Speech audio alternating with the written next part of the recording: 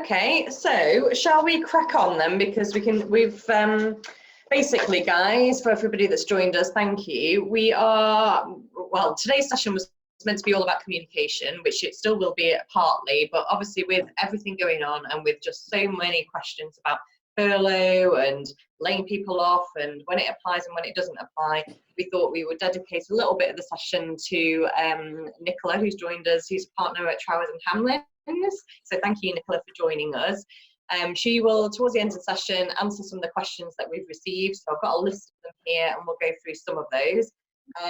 Like I say, because it was all organised at quite short notice, Nicola's going to join us for the end of the session today, and then next week we will have the whole session dedicated to anything around this topic, and hopefully, like we just said, we'll have a bit more information to share with you by then, so we can reassure and help people as best you can. So in the meantime, throughout the week, if you do have further questions, if you email them to hello@mypeopleclub.com, and we will collate a list of questions that Nicola can go through next week. So, James, do you want to kick us off? Fantastic, I shall indeed. So I'm just going to share with you all just some slides that you can see on the screen now. And it's just to really add some context to what we're talking through over the next 15-20 minutes. So I shall start. I just wanted to share this with you. This is a view of how we communicate. We all as individuals have the ability to communicate 100% effectively. Now, 7% of that is made up through the words that we use. 38% is through how we make those words sound, through tone, through volume, pitch, speed, etc. The final 55% is through body language. Now, with everything that's going on today and our inability to meet with people face to face, then that 55% that we communicate through body language is lost to a large extent. Now, we do have facilities like we're using now, Zoom and other video conferencing tools, but over half our ability to communicate has been taken away, which makes it really challenging. And I think it's really important that we understand that and that we take some time to think about how we're communicating, who we're communicating to, and what we need to tell them, but also on the receiving end, just to think about all the different ways in which we're receiving communication and a bit around how that makes us feel. Now, if we think about where we communicate, and by this I mean channels, so different tools that we can use to communicate with different people. And as you can see on the screen, there's a number of different icons appearing which represent things like text messaging, making phone calls, sending emails, letters, video conferencing, one-to-ones face-to-face, and group sessions face-to-face. And these are all the different ways in which we can communicate to people.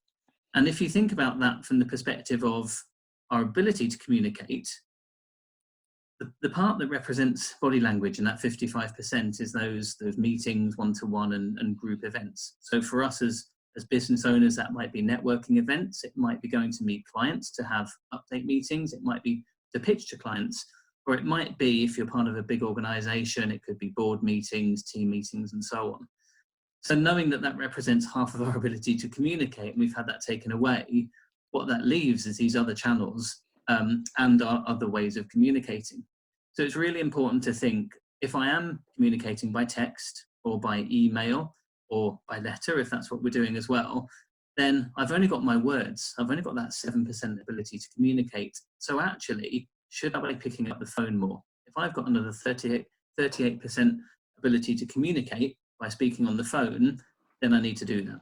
And what I know from speaking with a lot of clients, and I'm sure you do as well, is that a lot of people don't like picking up the telephone. There's something difficult about it. There's something slightly confrontational. We don't know what to expect. We don't know if the conversation will go well or not. And we have to react in the moment when someone is on the phone to us. But it is a more effective way of communicating. So if you've got people you're having to talk to right now about what's going on for you and for them, and whether it's personal, whether it's professional, picking up the phone is a far better way to get your message across succinctly and effectively.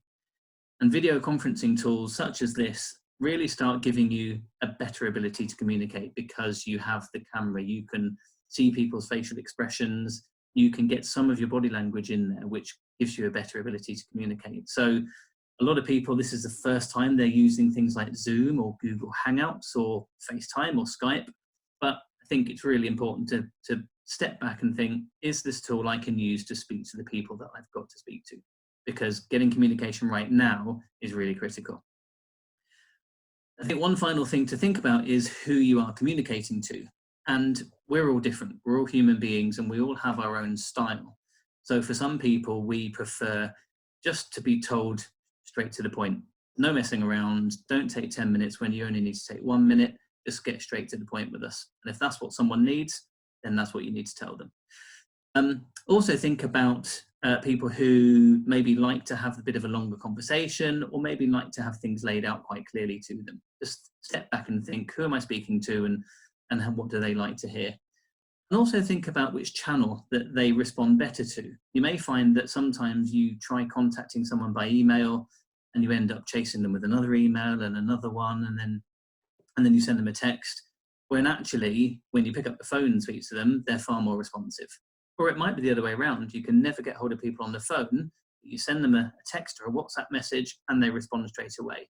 So just stop and think, who am I speaking to, and what is the channel that they are most receptive to? What do I get a quicker and better answer on? That could be the right channel to use at that time. Also think, with the fact that email is going to be very prolific over the coming weeks and months, just think about who you're sending that email to. Do you need to copy everyone on that, or do you just need it to send it to 1 or 2 specific people? Because we are all going to get a lot more emails than we used to. There's a lot more social media activity happening, a lot more check-in groups on Zoom or Facebook Live or Google Hangouts and other tools. So just think about, do I need to involve everyone, or do I just need to involve specific people and make their life a bit easier? And 2 final things from me before I hand to Chris. One thing to remember is that because there are less channels that we can now use, back to the fact that we can't do face-to-face meetings, we can't do those face-to-face one-to-ones, those channels we can use, such as email and text and social media, are going to have more use. So you're going to have more pings of your email. You're going to see a higher number sitting there in the top right corner of your icon on your phone. You're going to have a lot more notifications on social media. And that can be overwhelming at times when you suddenly nip for a coffee and come back and you've got 30 Facebook notifications or 20 new emails. That can just hit us sometimes. So I think just be mindful that that will happen. So the more you can use those channels effectively, then hopefully the more others will as well.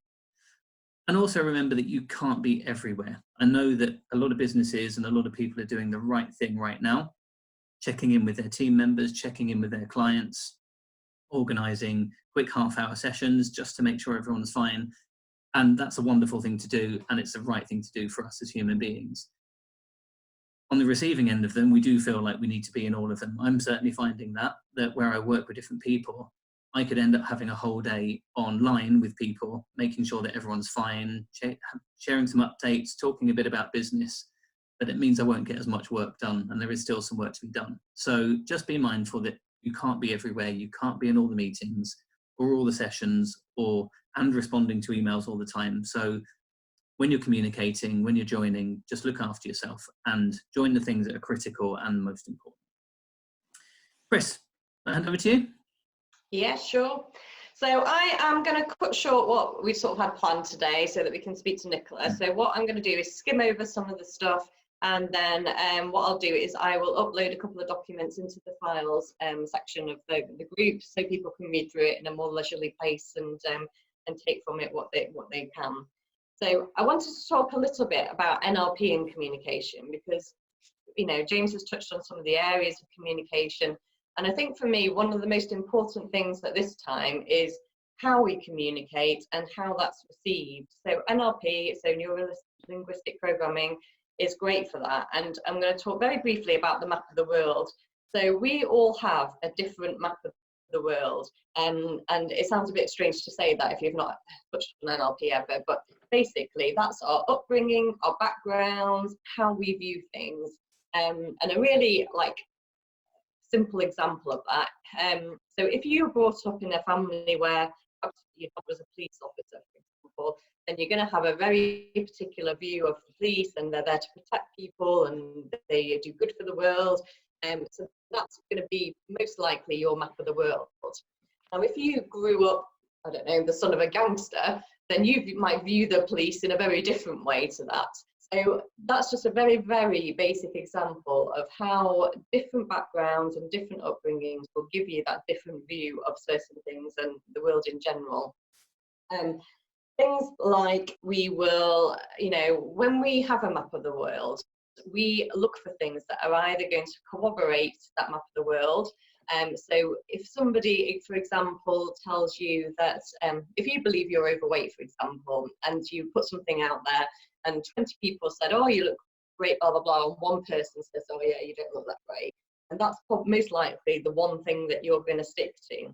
So again, when we're thinking about this in communication, we've got to make sure that, we're not just saying things from our own point of view, but we're thinking about how it's going to be received and how other people might receive that information. And we'll talk a little bit more about this when we talk about DISC. But, for example, like I know on DISC, when we go to that in a second, I'm quite high D, so I'm quite on it, want to get through it, don't like a huge amount of fluff. I'd rather people just get to the point, blah, blah, blah.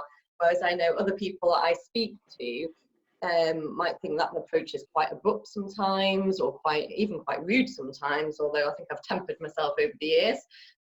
But I think, and other people might like a lot of detail and a lot of the background context. So, I know when I speak to that sort of person that I need to temper my natural style and deliver things in a way that is going to be comfortable for other people. Because if you don't do that, then the person on the receiving end immediately just puts a barrier up, and a lot of what you say to them won't go through. And we get this a lot with emails. So, email is quite a cold way of corresponding, although it's quite easy to do emails. And you can hide behind email sometimes. So, when you write things, like when I write things, for example, whereas I might just do a load of bullet points and like, these are the things that need to be done, I do realise that sometimes I have to soften things so that other people receiving that email, perhaps won't find it quite so harsh, I guess. Is that fair to say, James? I think you would agree with that.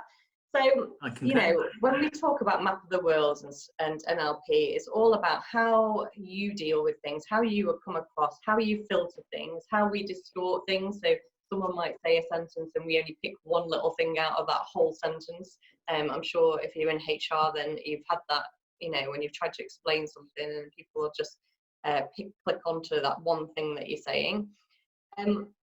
And we also generalize, so our brains can't cope with all the millions of bits of data that come at us. So, when we watch something or when we hear something, we pick out things that are familiar to us, or, that resonate with us generally, or would do on a day-to-day basis. So again, we have to realize that other people don't receive communication in the same way as us. And when we do communicate, and a lot of people communicating now by emails, by conference calls, by Zoom, all these different tools, that you just have to make sure that you think about what you're communicating.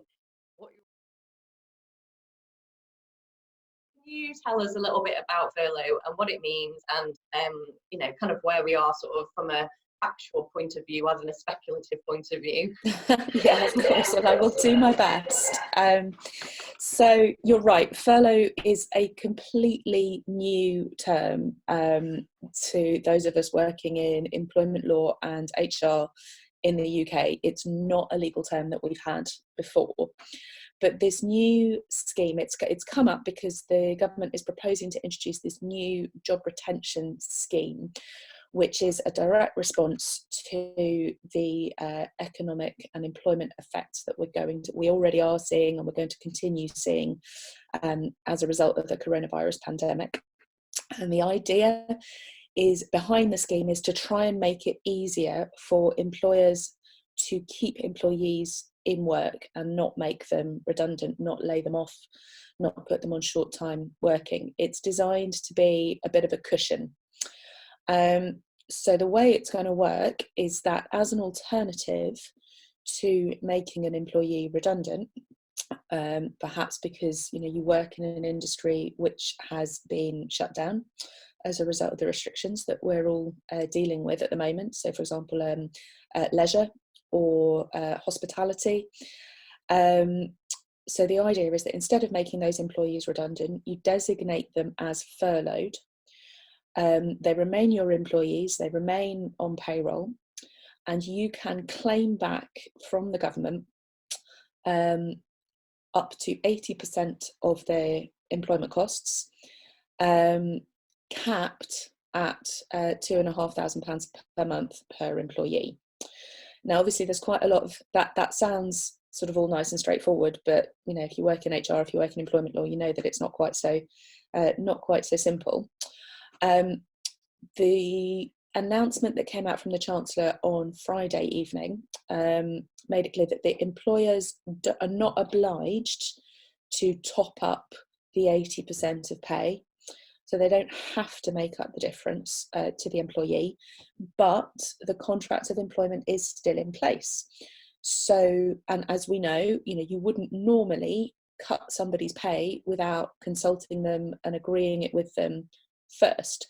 So that's certainly something that employers need to be mindful of. And of course, there will be, you may have people in your workforce who earn more than the £2,500 a month.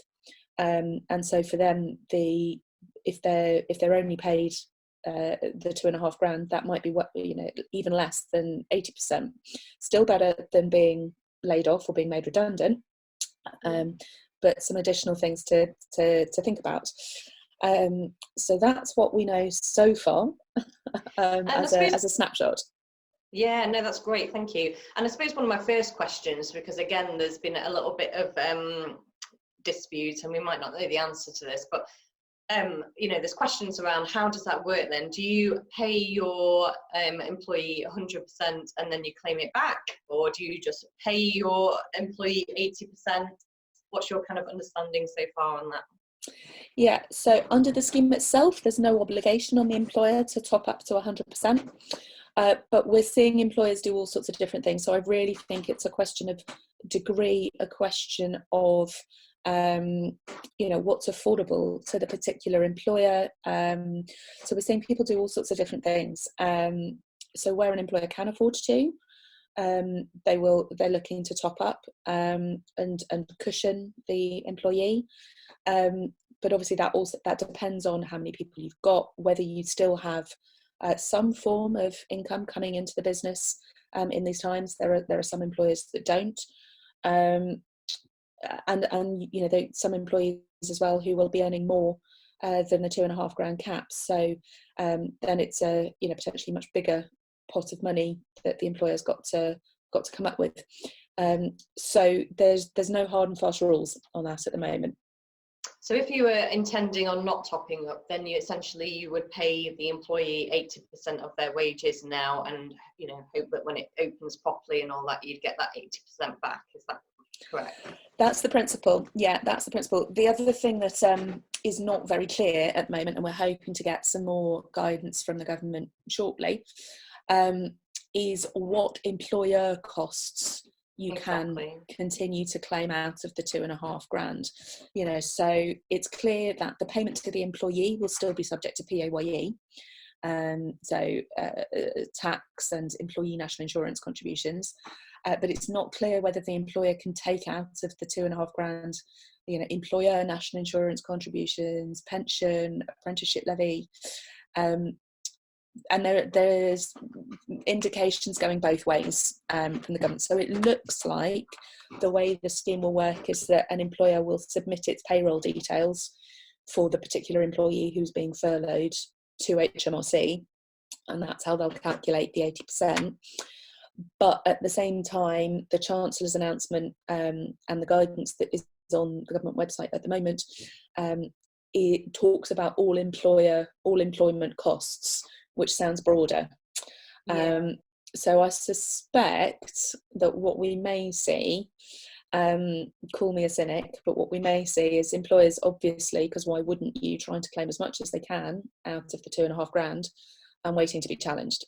And of course, it may be that, when the government gets realises how many demands it's going to get on this scheme, because it's exceptional. We've never seen anything like this in this country. And there's never been a scheme like this protecting business, protecting employees. Of course, they may well be looking for ways to tighten it up. So, so that the scheme can go as far as possible for as many people. Okay, well, maybe hopefully we might have some more information by next week. Fingers crossed. Yeah, very quickly then, because I know we're short on time, but I've got a few questions here. So if you want to furlough somebody, how do you do it? Right, so you need to identify who you're going to furlough in a very similar way to what you would do if it was a redundancy situation. So you need to be objective about it. You can't discriminate. But I think, for most businesses, it's going to be fairly clear cut whether you've got someone who is, if the work's dried up because of the pandemic, or if the work's reduced, so you only need, 3 out of 5 in a team, for example. So you need to be objective about how you select. My suggestion was that you try and be as flexible about that as you can be, because of course we are going to see higher sickness absence rates. So you might want to keep some flexibility and, not necessarily designate someone as furloughed for the whole time that you've got for the scheme. You might want to be able to call them back in, if you need some sickness cover, for example. But yeah, having selected them as objectively as you can, you then designate them as furloughed. So you write to them, you call them up to inform them of that. As I say, it is a bit of a grey area as to whether you actually need to seek their agreement to being furloughed or not. And I think that's a judgment call for each employer based on the particular circumstances, whether they are going to be topping up to full pay or not, whether the £2,500 a month is going to be enough to cover their wages or not, how many employees you've got to deal with. And, if you're only talking about a couple, it's a very different situation to if you're dealing with, having shut down a restaurant employing hundreds of people. So that's very much on a case-by-case basis. But I think you explain to the employee why they've been designated as furloughed, and what that means for them, that it's as an alternative to being made redundant, because the employees know what's going on. They know that the work's drying up.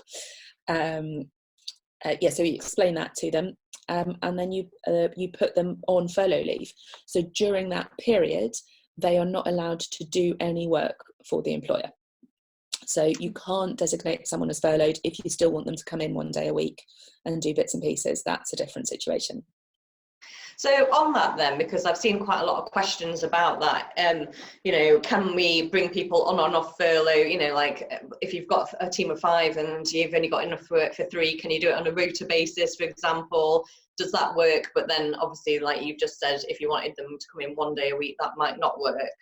How do people kind of work that? That's exactly it. So on a strict reading of what we know so far, no, but I think that there must be scope for looking at, kind of rotating your furlough leave. So kind of having team A and team B, and rotating them on a weekly or a monthly basis.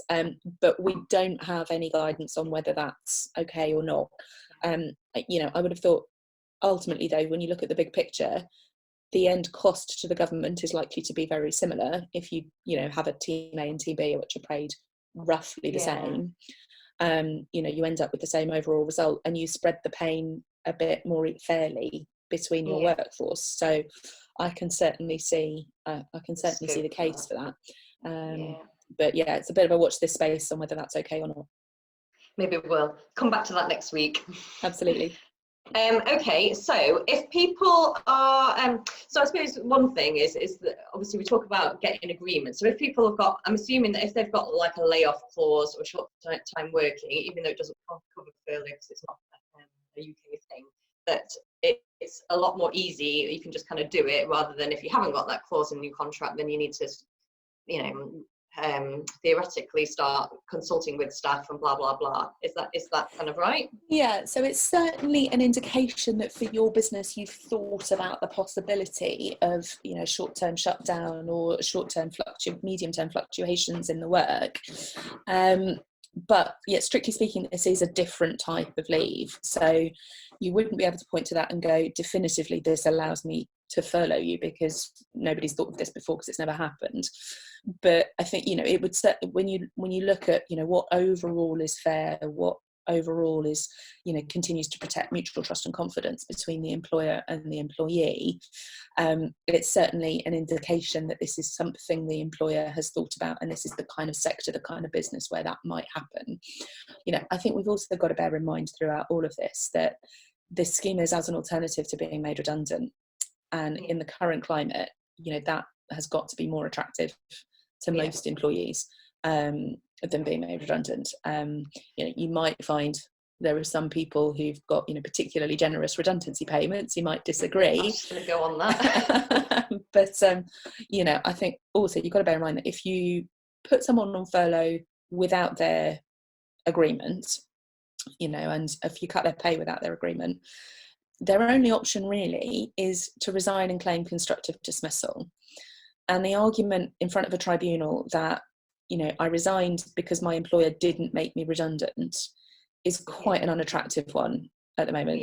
Sticking my neck out a bit, but so I've seen that before. I mean, we've sort of, from what I've sort of picked up, it is, if they don't want to be furloughed, they can sort of take unpaid leave or be made redundant. But actually, if the company's going to go bust, then they would have to try and claim the money back from the government. So really, being furloughed is kind of, the best out of the three. Is that kind of your take? Well, it sounds like that's kind of your take as well, a little bit. Absolutely. And it doesn't, the employer doesn't lose the option to look at other cost saving measures later down the line. So it doesn't preclude, if things don't pick up, having to look at redundancy or layoff or short time working later on. And the employee's rights are still protected in those circumstances. So, as an interim measure of support, it should be considered really carefully by the employees if they're asked, I think. And what's your take on, there's been quite a lot of questions about people using furlough to, which you can understand from both an employee and employer, if you've got a generous employer trying to protect staff. So, almost using it as, even if there is work available, to try and put people on furlough to kind of reduce staff costs and that, to kind of get them through. Or if someone's off sick, or maternity, trying to furlough people. What's your kind of, is that just a blatant workaround of what it's all meant to be? Which probably it is, but well, I think it's not clear at the moment. I think if somebody is self-isolating and can't do their job remotely, then actually I think there's a good argument that they should be could be furloughed. Someone who, where there is work, though, that's a different matter. So it doesn't cover people where there's there is a reduction for a particular role, but they are still needed to carry out some of that role. That might be where we need to look at selecting from within the team, or having your team A and team B, those sorts of things. But yeah, we're also seeing, I'm seeing employers look at, if you've got people who are now can't do their full job because they've got the kids at home because the schools are shut, and there's a limited amount that they can do remotely. Absolutely. Why wouldn't you look at putting them on furlough? Yeah. Okay. And the other sort of thing I've seen quite a lot of is, if you've before the furlough thing came out, people had already kind of, in some cases, jumped the gun and made people redundant. And they're sort of saying, can we sort of bring them back and then put them on furlough? What's your kind of take on that? Yeah, there's a suggestion that should be possible. I think it's much easier if you haven't already paid them their redundancy, because obviously you'd have to have that back if you're going to reinstate them and put them on furlough. But yeah, so the furlough scheme is designed to go back to the 1st of March and last at the moment until the 31st of May. So yes, if you've got someone who was made redundant in that window and you haven't yet paid them their redundancy, I think you could reinstate them and designate them as furloughed until we see, what's happening. Okay, brilliant. Listen, I've got loads of questions here, but I know we're running short on time. So to everybody that's watching, if you do have questions for Nicola, please do email them in at hello@mypeopleclub.com. I think that's a great start. Is there anything, just before we go or finish up here, is there anything from your perspective, Nicola, that you've seen a huge amount of that's worth just putting out there in relation to all this before we sort of come to a close? I think just these are really uncertain times, and everybody is feeling their way with all of this. You know, it's changing very, very fast. We're getting announcements, you know, daily. You know, more than that at the moment, and you know, the law is coming thick and fast. So, you know, just I think try and be as flexible as you can. Try not to make any rash decisions, because things, as I say, things are changing very quickly. You know, and be where you can be accommodating. I think it'll pay back in the medium term. Thank you. So yeah, we will have a full dedicated session to all of this next Thursday at 12 o'clock. So get your questions in, do join us for that. James, anything last from you? Thank you, Nicola, so much for joining us. We really appreciate it. It's great to see you again. Good to see you too. Absolutely. Yeah, thanks, Nicola. And apologies that I dropped off. Whoever controls my broadband decided it was a great time just to press pause. So I apologise for that disruption. But yeah, we'll, as Chris said right at the beginning of the Lunchtime Learn, there's content that we'll share in the group. We'll put it in the file section. If you've got any questions, ask them in the group. Let's keep the conversation going until the next Lunchtime Learn.